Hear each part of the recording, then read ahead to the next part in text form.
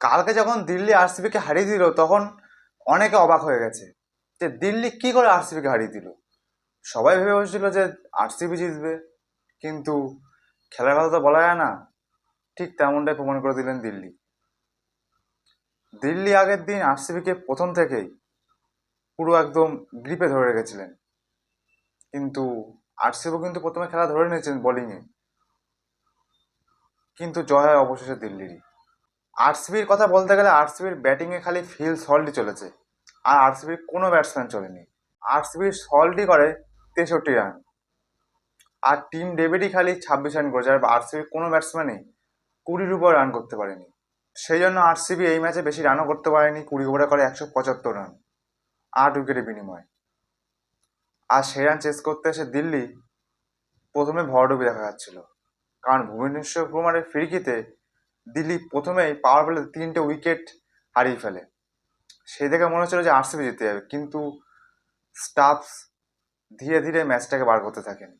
তিনি ক্রিজে থেকে একবার আকসার পাটেলের সাথে পার্টনারশিপ করেন, কিন্তু আকসার পাটেল চোট হয়ে যান, সেটা বাইরে চলে যান।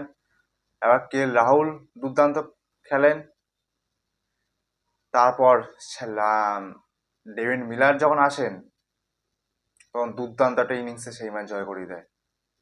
4 বলে বাকি 13 রান, মিলার স্ট্রাইক। প্রথম বল 6, দ্বিতীয় বল 6, তৃতীয় বলে 4 মেরে সেখানে খেলা শেষ করে দেন। এর আগেও একটা ম্যাচে আমরা দেখেছিলাম ডিটির বিপক্ষে, সেখানে ডেভিড মিলার দিল্লিকে হারা ম্যাচ জিতিয়ে দিচ্ছিল, কিন্তু শেষে ডেভিড মিলারের একটা ভুলে দিল্লি সেই ম্যাচ হেরে যায়। কিন্তু সমস্ত ভুল শুধরে ডেভিড মিলার আরসিবি বিপক্ষে দিল্লিকে আবার জয় এনে দেয়। আরসিবি এবছর যা খেলছে সবাই ভেবে বলেছিল যে আরসিবি আর হারবে না, রাজস্থানের কাছে হেরেছে, কিন্তু আরসিবি আর হয়তো হারবে না, কেন প্রপার একটা ব্যালেন্স টিম, কেউ না কেউ ঠিক চলে যাবে। কিন্তু দিল্লির বলারদের সামনে আরসিবির কোনো ব্যাটসম্যান চললো না, সবাই ফ্লপ। আরসিবি যদি 200 রানের উপরে করে দিত, 220 বা 25 করে দিতে পারতো, তাহলে কিন্তু দিল্লি এই ম্যাচ জিততে পারতো না। কিন্তু যা হওয়ার তা হয়ে গেছে, দিল্লি এই ম্যাচ জিতে গেছে, সবার ধারণা ভুল করে দিয়েছে। কি মনে হয় তাহলে কি দিল্লিও প্লে অফে যেতে পারে, নাকি আরসিবি আবার কাম ব্যাক করবে, পরপর সব জিতে এবার ফাইনাল জিতে যাবে?